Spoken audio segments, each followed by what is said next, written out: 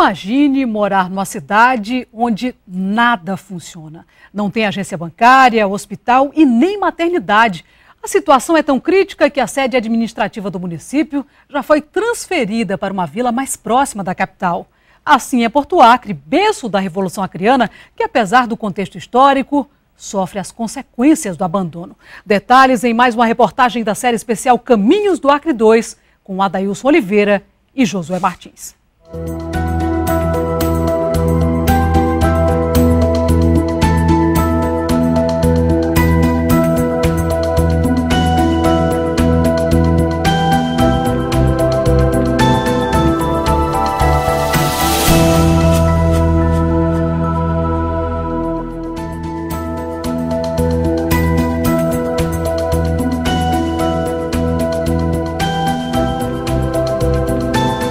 Se percorre a AC10 entre Rio Branco e Porto Acre, a paisagem é exuberante.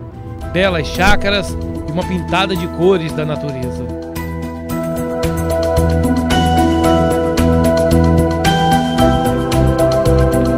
No entanto, a visão de quem dirige não pode ser tomada por muitos segundos. A AC10 é um convite a acidentes. Na estrada não existem acostamentos. Essa gaiola foi deixada à margem da estrada e parte ficou em cima da pista. Um risco a quem passava, que precisava desviar na mão contrária. Obstáculos assim têm feito a estrada de Porto Acre uma das mais perigosas do estado. Há 2 semanas, 3 funcionários do Bradesco que viajavam no mesmo carro perderam a vida quando um caminhão que vinha na direção contrária perdeu o controle.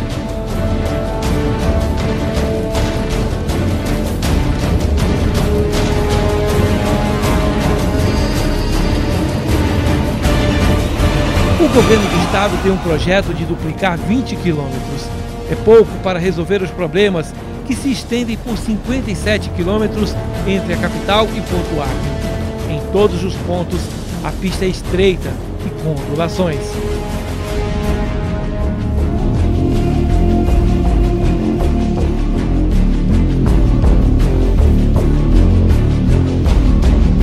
Porto Acre é um município dividido. 35 quilômetros antes de chegar à sede da cidade, tem o projeto Humaitá. São as vilas do INCRA e do V. Aqui mora boa parte da população de Porto Acre. É um polo produtor. Depois das vilas, existem fazendas e pequenas propriedades que produzem de tudo e é o responsável pelo abastecimento dos mercados de Rio Branco.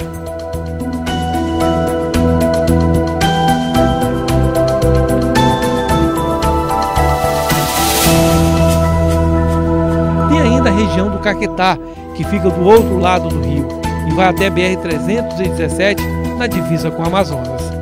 De todos, o mais pobre é a sede da cidade. Tem 4.000 moradores e sobrevive do salário dos servidores públicos e da renda das aposentadorias. Há um pequeno comércio na margem do rio. Algumas casas até estão sendo levadas. É comum encontrar pessoas como Osias Batista Lima. Ele passou vários dias para conseguir essas branquinhas para vender na cidade. Disse que vai largar a pesca porque o peixe está cada vez mais difícil. Nos rios e lagos não consegue mais nenhum alimento de casa. Não sabe do futuro. Antigamente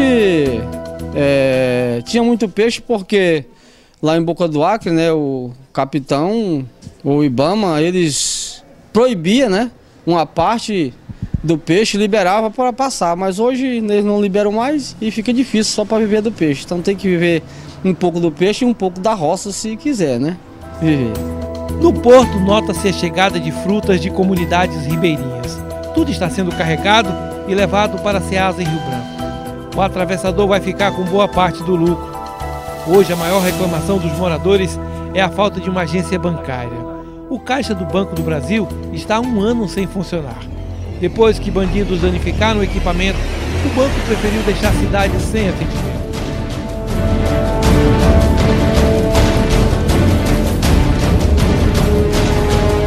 A funcionária pública Maria Raimunda acordou cedo para conseguir um táxi lotação.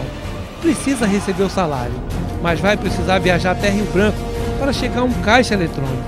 Só de passagens são R$20 que vai gastar.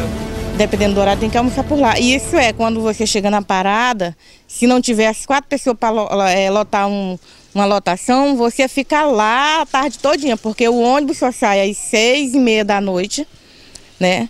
Às 10h30 da manhã é que ele vem, né? Então a gente fica dependendo assim, da boa vontade, né? Das outras pessoas também que queira vir. Tem muita gente, né, que tem parente, e outros que fica lá o dia todo embalando ali na parada, né? Porque não tem como vir mesmo, né? Esse vereador informou que já enviou ofícios a todos os setores pedindo a volta do Banco do Brasil. A resposta é sempre o silêncio. A última tentativa foi com o secretário de Segurança Pública. O vereador pediu que o caixa eletrônico ficasse próximo à delegacia. Assim espantaria os bandidos. O secretário enviou um documento dizendo que era impossível, pois colocaria em risco a vida dos agentes. Fomos olhar um espaço de delegacia e nesse espaço de delegacia nós encontramos um espaço muito bom. E mandei um documento para o secretário de Segurança Pública de Rio Branco pedindo esse espaço.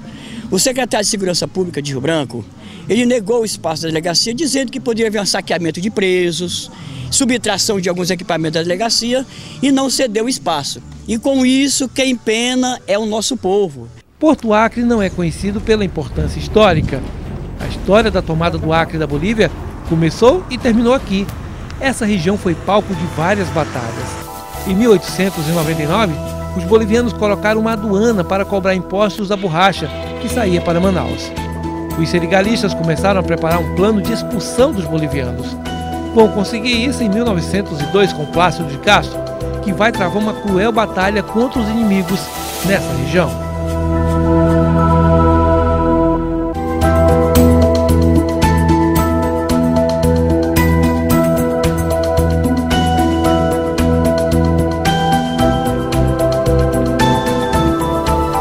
Essa pequena igreja chamada de Sala Memória tenta contar essa história.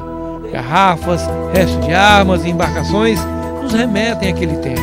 Todo esse material foi encontrado por moradores quando cavavam seus quintais. O responsável pelo museu conta que deveria haver mais investimento para que as pessoas visitassem Porto Acre e conhecessem a história do Acre.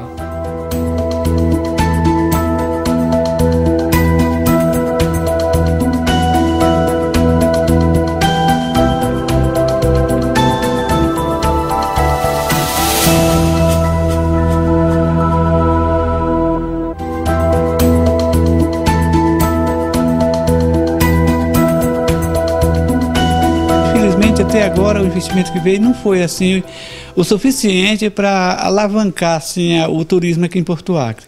A gente sente que está faltando ainda alguma coisa para que isso aconteça aqui em Porto Acre. Das casas do início da vila, que era chamada de Puerto Alonso pelos bolivianos, só resta essa casa.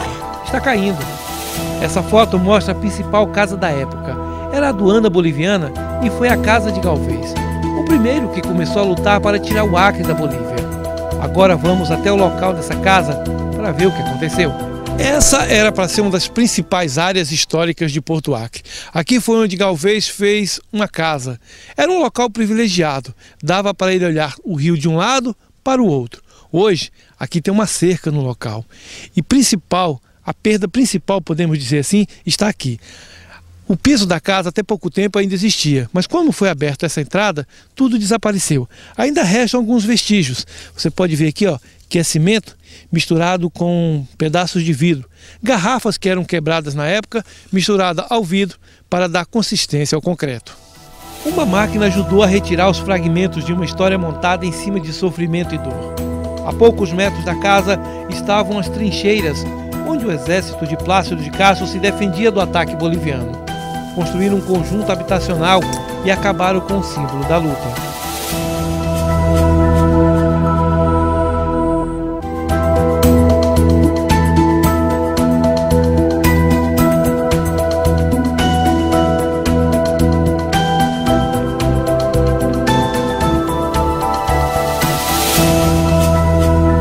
Atualmente existe um obelisco construído em 1992, quando Porto Acre era um distrito de Rio Branco.